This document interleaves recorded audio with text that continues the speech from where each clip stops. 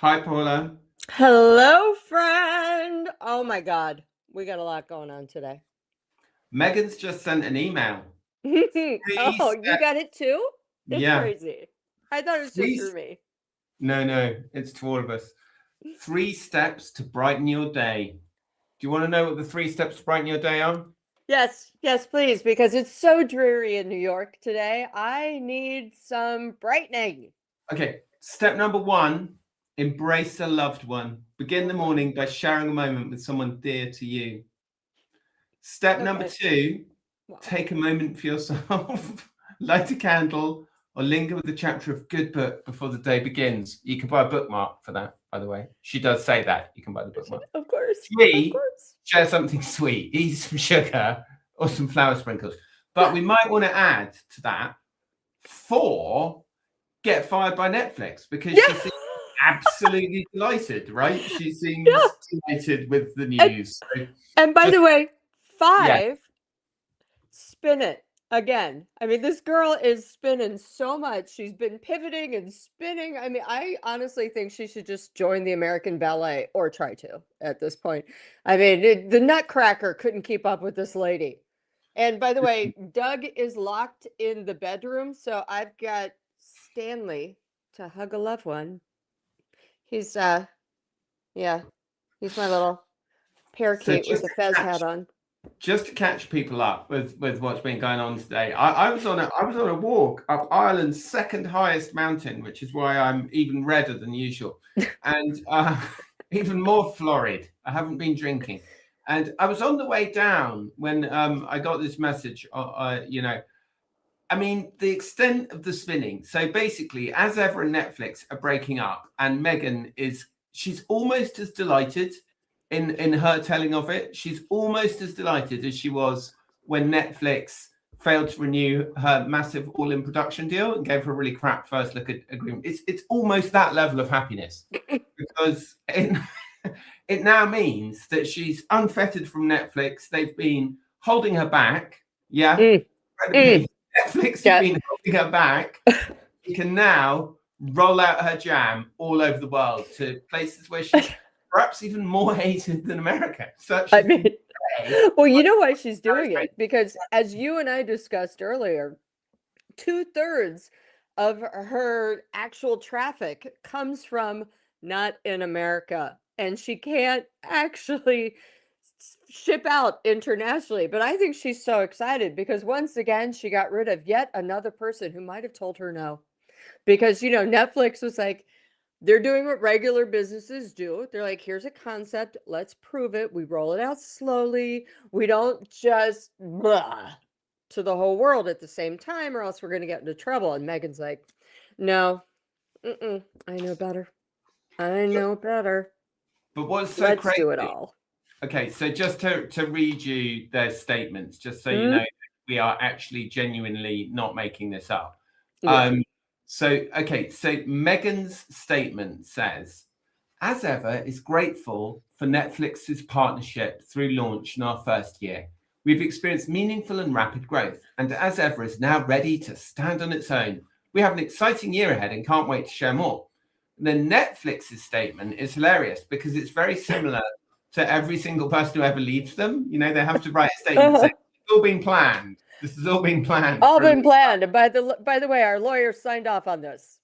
Right. Whether you're Meredith Maines or James Holt, or you've been there for 6 weeks or 6 years, it's always been planned that the project has come to an end or whatever it is. So Netflix's statement says, Megan's passion for elevating everyday moments it sounds like Netflix, doesn't it? In beautiful yet simple ways, inspired the creation of the Adverth brand. We're glad to have played a role of bringing that vision to life. As it was always intended, Megan will continue growing the brand and take it into its next chapter independently. I mean, look, okay, fine. Like they wanna not. Obviously, they don't want to aggravate them because they want the Diana film. Like But that's the reality of it, and good for them. They want to get away from it with as little embarrassment as possible. But it pushes the concept of my truth to the yeah. actual, doesn't it? Well, it does. It pushes elasticizes. It gets a little weird, Tom, but here's the deal. I mean, they've been done with her. I wrote the first story last year, I think round about this time, where I said exclusive. My sources inside Netflix are like, yeah, they're done with her. They can't with her. They're done. We're done. It's not going to go well. Oh my God. And people are like, you are a liar. There's a second season. And I was like, no, it's not a second season, dude and dudettes. This is literally just other shows. And then they filmed everything all at once. That does not make 2 seasons and a special. That makes one season cut into 3, and it didn't do well. It did well at first for the looky-loos. That's about it. And then boop, right down the toilet. And then, of course, you and I have also discussed the fact that Cookie Queens, her documentary was not picked up by Netflix, despite the first look deal that she once again was like, this is so amazing. No, we don't want that $100 million deal wrapped up again. Who wants that? That's crazy. We want freedom. We want to be able to bring all of our stuff to everyone. However, first look, Netflix pass, and 2 movies that she has right now, Meet Me at the Lake and The Wedding Date, both going nowhere. And Netflix is literally hanging on just for that Diana doc. You are not wrong, Tom. And or perhaps a divorce doc if that ever happens. They got to keep her hanging. And then, of course, they're all like, well, Ted Sarandos, who's the head of Netflix, likes her. Ted Sarandos is nice to everybody, to their face. Yeah, well, I remember, Paula, you writing that story, saying that they were done. And it's one of the, it's one of the things about being journalist. And Ben, I wonder, we're lucky enough to have Ben with us tonight. I wonder if you could try and find that article that Paula wrote. I think it was it News Nation, Paula? It was News Nation, yes, because that is my absolute day job. If anyone wants to hear me, Wednesday through Sunday in the mornings, I'm on. See if you can find that, Ben, and screen grab it and put it on the screen. If you can't, you can't. But if you can, it would be great, because it's really hard doing this job, because you write stuff and these very big, very powerful machines push back against it, say it's all rubbish, and say your sources are shit and blah, blah, blah, blah, blah.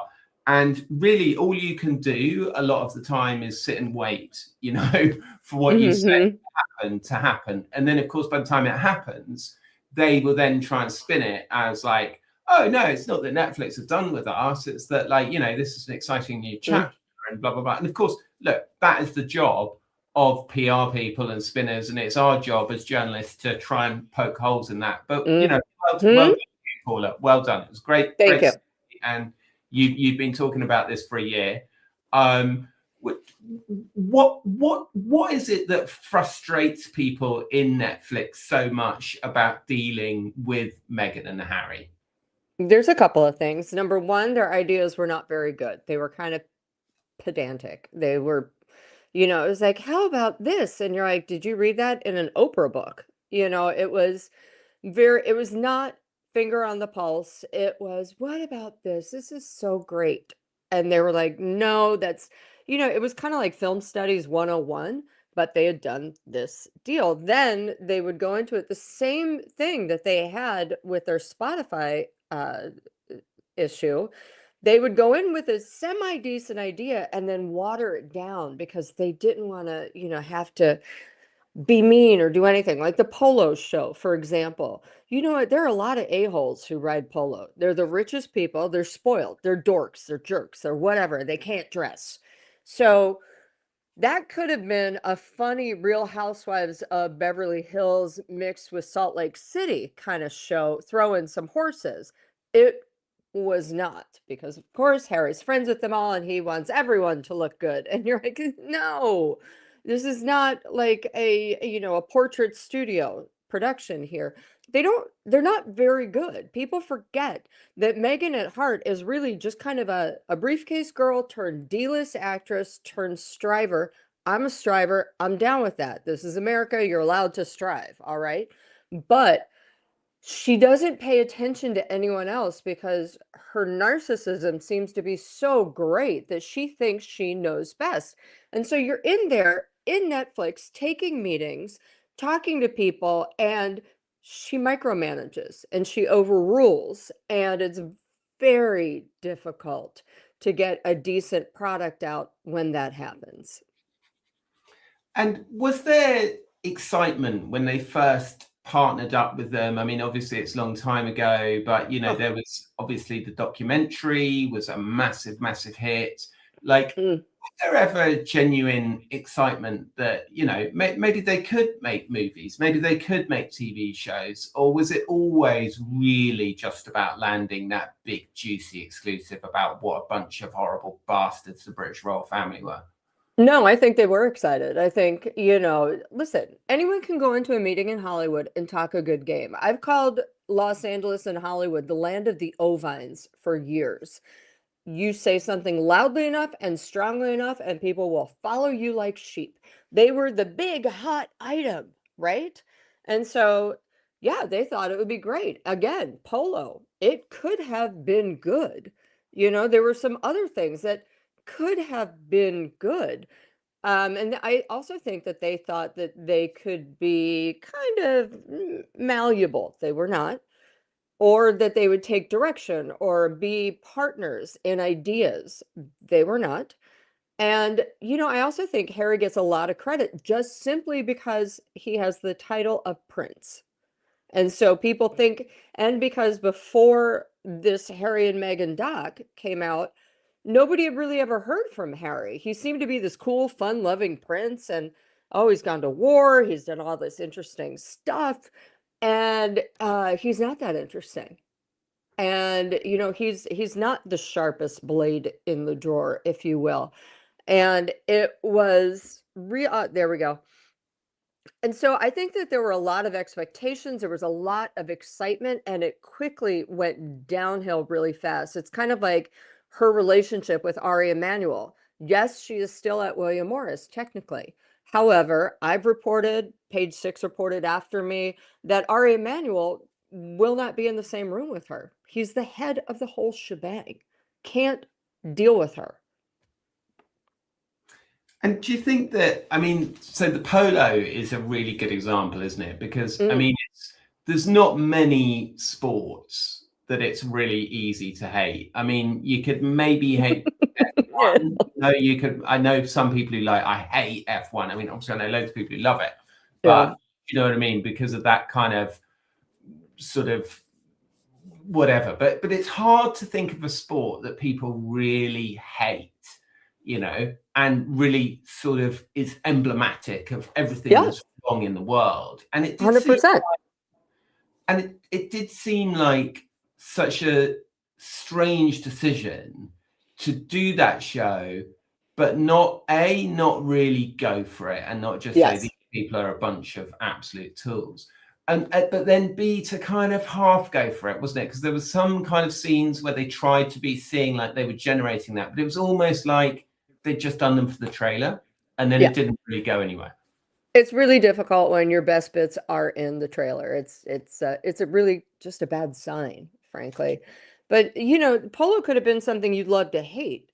And yes, these are incredibly wealthy people. In order to maintain and ride and train for Polo, it costs at least $1 million a year. And that is after taxes. So 1.5 million, And we could have had a lot of fun. There's plenty of TV out there that is, you hate watch, but it's interesting and you have interesting characters. This was the complete opposite. It was Harry's version of Polo. Isn't it wonderful? Oh my God, the Centibali Cup. Those were the days. Those were the days. Here's the deal. It's just a bunch of bad ideas, and Netflix is holding on and locked them up for the first look to get through the Diana death anniversary. That sounds horrible. People are going to yell at me, but that is what they want. And, what is it? The 25th anniversary coming 30th, up? The what? 20th? 30th coming at 30th. 30th. Sorry. Yeah. My, how time flies. The 30th anniversary coming up. And so they've locked them in for that time period. And we'll see, because at this point, they need to make some money. Yeah, I mean, look, I've been told for a long time that they are interested in doing the big Diana film, that Mm-hmm. William is also thinking about doing a film because he doesn't want to leave the terrain solely to Harry. Yeah. Obviously, you'd have to, but it's very interesting as well that all these streamers now are all working with, Apple TV Plus, that originally was working with Harry on the Me You Can't See, is now doing this big interview with William, with Eugene Levy, that looks like that's basically it. It doesn't look like we're going to hear from William again until he's king. That's his big Prince of Wales interview. Mm-hmm. And so you'd have to think that Netflix would like their chances of getting their hands on the Harry Diana documentary. And I mean, it would be, Mm-hmm. I have to say, it would be an incredible film. And we know that Harry has questions about Right. how the death happened. And actually, funny enough, actually, just to mention something that's coming up, I've actually maybe next week, I'm hoping to do an interview with a guy called Martin Deason, who's a great Ooh. British journalist, a great friend of mine, who did a interview with James Hewitt way back Oh. when. And James was talking about how there was no way it could have been an accident and like blah, blah, blah, blah, blah. And Harry, it says in his memoir, there is no way that car could have just randomly driven into a pillar while it was, being Right. driven by a professional person. There's no way that it could have happened. And my point is not whether or not you think that's true, or whether you think that it was just an accident and she wasn't wearing a seatbelt and that's why she died. Mm-hmm. The point that I'm making, that I'm more interested in, is that Harry clearly is not just going to be, if he does do a documentary, it's not just going to be, my mum was lovely and then there was a terrible accident and she died, which is what William's film would be, right? So Mm-hmm. Harry's film is potentially there to feed this, massive global conspiracy theory that lots of people, including me, I hasten to add, think, that it does seem a bit odd that a car driven by a professional driver in a not particularly challenging A drunk driver, by the way. a drunk driver, yeah, I don't want to get into it, but there's actually video, there's loads of problems with the blood samples, and the blood samples were contaminated because the blood samples showed that he had so much carbon monoxide in his blood that he wouldn't have been able to stand up. And this is the driver, and there's footage of him stopping, lifting up his foot and tying his shoelace as he's walking down the corridor of the Ritz. It's an amazing story. I've written about it before. I will send you the link and you can read it. Yes, thank you. Because I mean, from everything that I've read and seen and heard, they were supposed to stay at the hotel that night. The guy was at the bar getting drunk, and then Diana said, "You know what? I want to get out of here. Let's go." And he was like, "Oh, okay, I guess I'll go." But regardless of what we think, I do think that Harry's film would be much more a list of grievances, which is on brand for him at this point. Harry is a walking grievance. Everything is not his fault. Everything happened to him. He's the victim. And Meghan, his mom's stand-in, pretty much agrees with all of that and supports the grievances. So, I do think that Williams would be much more impactful. I also think Harry's, for me, it would be like, I've heard all this before, except for perhaps his personal recollections, but then he wrote a book. Yeah, I mean, I do definitely think that that Netflix are interested in that. Of course they are. About Harry on his mother and whatever it gets into his questions over her death. Now, I'm whether or not I have questions is not relevant here, or whether or not what people think. The point is that Harry wrote in his memoir that he has questions about it, and that he doesn't think that the whole truth was revealed about it, and that resonates with a massive group of people, right? And if you were going to do a film about that, it would be a massive hit. Like, everybody would want to watch that film.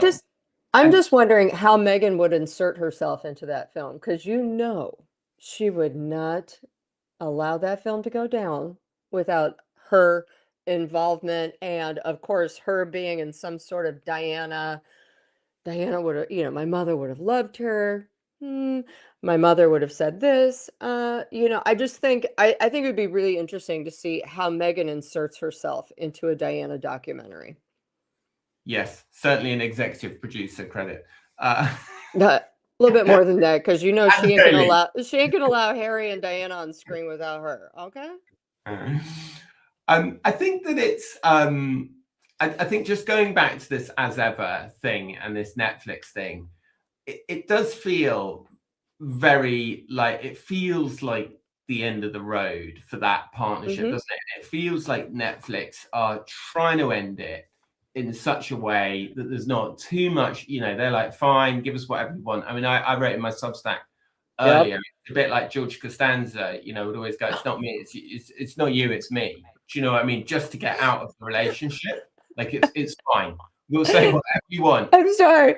I love that you're bringing up Seinfeld and Costanza with these two, because it is kind of apt in a weird way.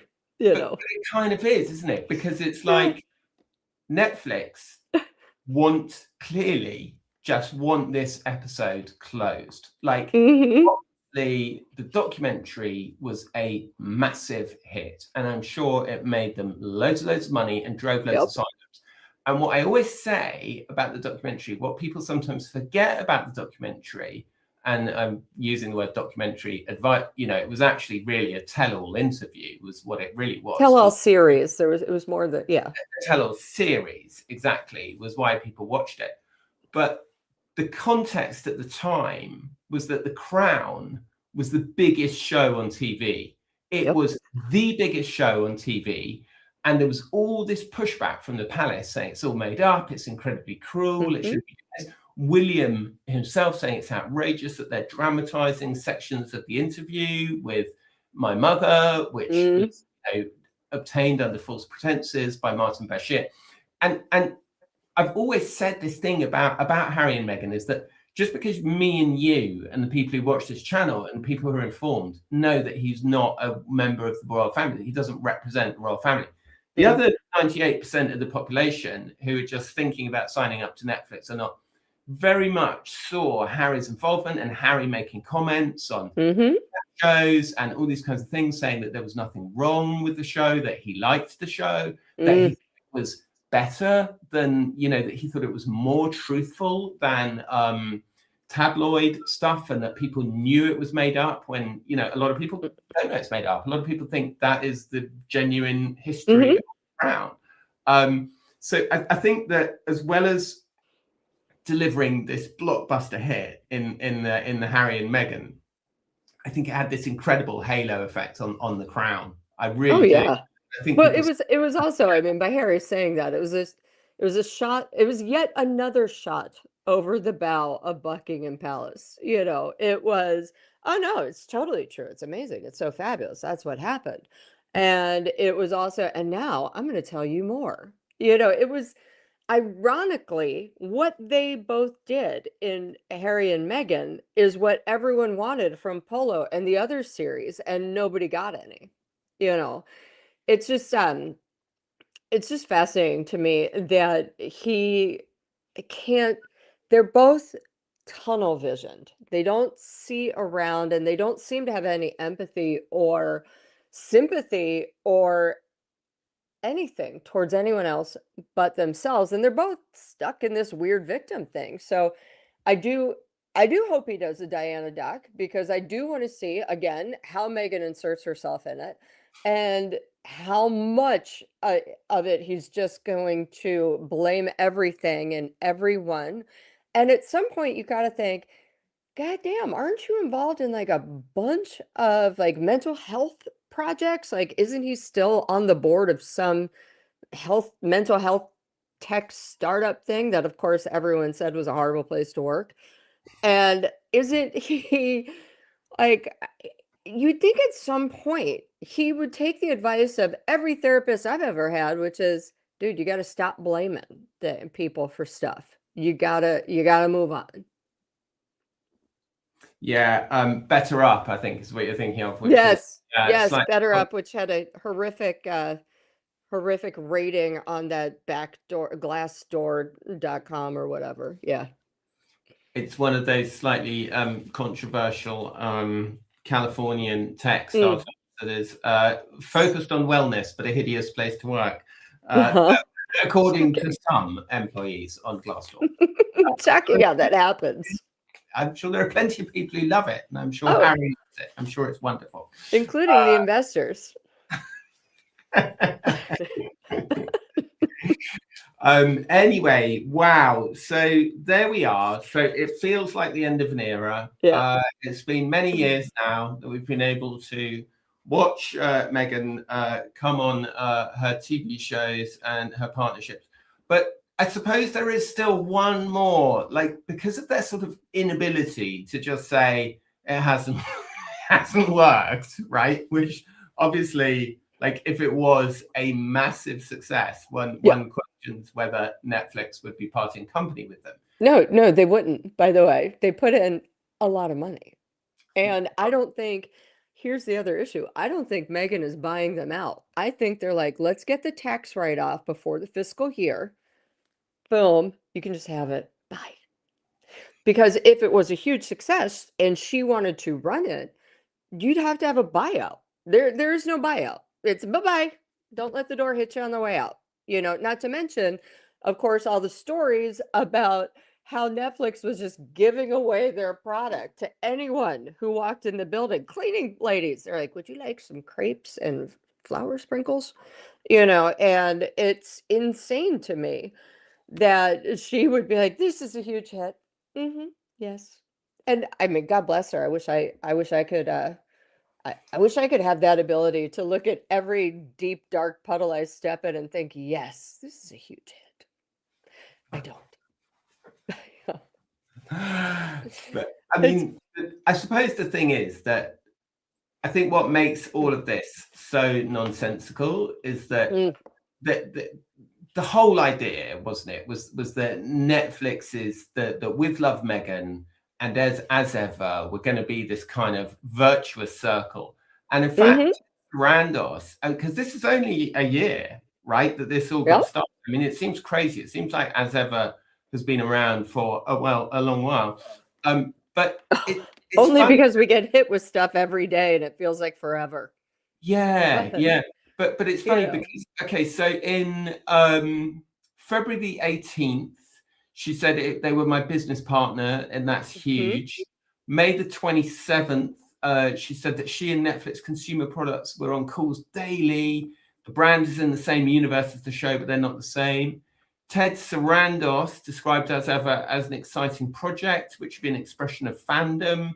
As Ever, a big discovery model for Netflix. People magazine, which we know is a favorite outlet of them, commenting on Sarandos's remarks at the time, said Netflix's Sussex arrangements were aimed at multi-year collaborations. And I mean, on top of that, obviously, basic business principles. I mean, make complete nonsense of this claim that you would partner up with somebody, that you plan to partner up with somebody for a year, pour loads of money. Apparently they had 10 people working on it, and then just walk away. I mean, look, of course, one understands Netflix's eagerness to leave it all on good terms, and you can't fault them for a moment. But in a way, what it does and Harry is it just delays the terrible moment of reckoning now. Again, now we're all going to be, well, why it's all a drip. How much is it selling in the UK? How much is it selling in Australia? Like, why haven't you launched internationally? What about Africa? But it's also the other thing is that a lot of people don't understand. Getting back to Ted Sarandos's statement, this is a discovery model. What they were really trying to do with this, and they confused Harry and Meghan's Q rating with popularity. They made some other mistakes, but what Netflix really wanted to do was to create a whole new ecosystem of, well, here's a great cooking show, and then you can buy all the products, and then we have it in our stores, so that they were hoping, and this was the vision, to really create a new model for themselves. show and sell, really. And unfortunately, it didn't work out that way at Yeah, all. and And they were just like, wow, this is a disaster. yeah, and to be fair, it is it was it's a great idea in one way if you find the right person Mm-hmm. to partner with. I mean, in the Yep. old days, everything used to have everything stuck on as seen on TV, and that's what Totally. If they wanted. they had done a Rachel Ray instead of a Meghan Markle, if they had found somebody who audiences actually connected with and felt like it was actually authentic and likable, it could have been huge. Yeah, it could have, and that's the thing, isn't? I think that's, and I suppose like you've got to say in a way, like fair Mm, enough to Ted Sarandos and Netflix. I mean, they weren't to know that Harry and Meghan were mm. going to do all this stuff that would kind of alienate them from so many people. Blow so hard is what you're trying to say. Blow chunks. Yeah, I mean, it is like that's the whole thing, and it's so weird because like when you talk to people Mm. who when you talk to people who've worked with Meghan or for Meghan, they almost all uniformly have like terrible experiences. But when you Horrific. speak to people who've met her who are more basically are or were at that moment more powerful than her, she's Mm. lovely. Oh, She's yeah. so lovely and Girl. sweet and high. Yeah, And we it's call that managing like, up. Like anyone who they see as above them, they and then anyone on their level, they try to smush below, and then once they're below, it's I mean, everyone's worked with someone like that, I'm assuming, like the people who are great at managing up, and then anyone who actually has to do the work wants to, just pull a Sylvia Plath and stick their head in an oven within minutes. But I mean, I've heard from people who've worked for her, and it's just hideous. She doesn't even like looking at underlings. She only wants to deal with the top, the name on the door. She's and God forbid. And she's remember that whole thing 40 when she turned 40, it was like, I'm going to be 40 women for women, right? mm, She's mm. a lot of these people who are like, I'm a women for women, they actually are only about women when it comes to themselves. So I always get my hackles up a little bit because I'm a show don't tell kind of girl, you know? Stop telling me who you are. Why don't you start showing me? And you know, mm-mm, she ain't never shown nobody a leg up, a kindness unless it's videotaped. And it's just I feel like people have their number at this point, and it's going to be much more difficult unless she goes and gets a personality transplant, which I'm all for. Okay, so that Mm, 40 thing, that mentoring thing is a really actually, and I've mm, always thought it's a really good example. So it was called 40 by 40, and it was like, it's my 40th birthday. I'm asking all of you to give 40 minutes of your time to mentors. mm-hmm, And it's kind of like, like if you're going to devise some sort of bullshit fucking initiative or whatever that doesn't cost you anything, mm, like it's not a bad idea, right, in and of itself. But the problem is like all these things, like if you just literally record a video and then say, I'd like you all to do this, and then walk away from it, it means absolutely nothing. And it opens you up. Like if you actually want to do that, what you probably need to do is you need to hire, I don't know, like 2 people to follow it up for a year, to send out information packs to people, to follow up with people, to do, the occasional thing about it. How's it going for you? Like what's going on?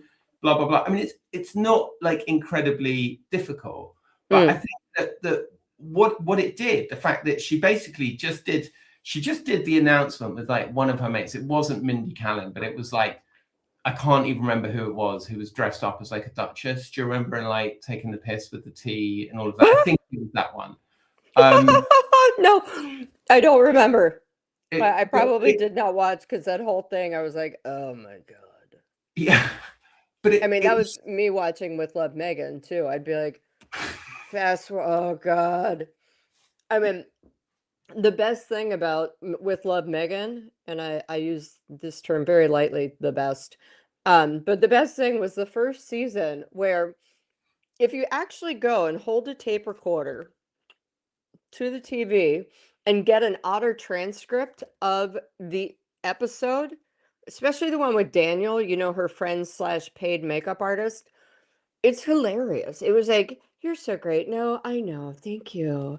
No, you are. Oh my God." Like, it was the most inane conversation that it was like, is this for real or is this written by a 3-year-old?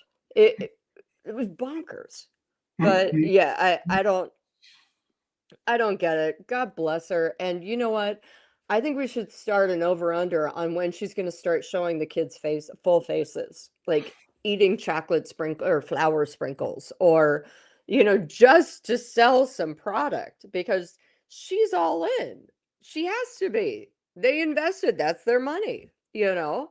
But it's, my God, it's not even anything Americans want to eat. Again, I know the crepes were discontinued, but they're basically just flat ass pancakes.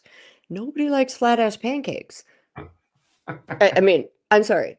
In America, there was this episode, Below Deck, where this like football player comes on and he's like, "I want some pancakes," and the chef made him crepes, and he was like, "What the hell is this?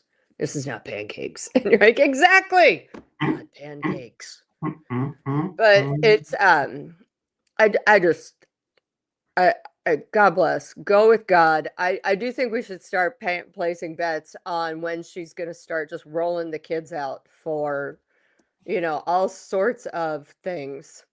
Well, she's already done it, hasn't she? I mean, we've seen the kids' faces. The 3/4. Have we seen the girls? I can't remember which. We saw one of their faces. And girl, Lily. But she keeps rolling it out. Like every 6 months, it goes from this to this to this to this, and then within 6 months, we're going to get a full face. Incredible. Oh my God. Look, we've been going on way too long. We have. Okay. I'll let these people go. Thank you so much, everybody, for joining us. Thank you, Paula. The Scoop with Paula Froelich at PFro on Instagram. I'm the Substack, the Inside Scoop. The internet, everything, everybody, as ever. News whatever. Nation, Wednesday to Sunday. She's selling her own flour sprinkles if you want on her PFro website. I'm going to sell my nicotine lozenges, but just repackage them for everyone because desiccated dried out nicotine gum shredded into flour petals. That's lovely. Sounds absolutely good. Oh, that's very good. That's very good. Right. I think Netflix has been markled. I think Meghan's been markled, actually. I think Meghan markled herself. Netflix actually will rise above it, and they're like, "We don't care. We just took out the trash. We got to go. This is all going." You know, Netflix is like, "This is just going to be a tax write-off. Yeah, we'll keep it moving." Where's Diana? Yeah, just let us go. Exactly, just let us go. Thanks, everybody. I'm in London all next week, so I am not sure what my setup will be like. It might be okay. We'll try and do a few films. We've got the court case next week still going on. We've got Katie Nicholl in the dock, which is going to be interesting, seeing how she accounts. We had Rebecca English last week who did a pretty good job, really. She just said, no, it's all nonsense. I'm a reporter. I've been doing it for 30 years. And and also, unlike Harry, she prepped for it. She had prepped for it. Definitely. There is no denying that. We love you guys. Thanks very much for being here. Thanks, Ben, for your brilliant production. Love you, Ben. Love you guys. Bye, everybody.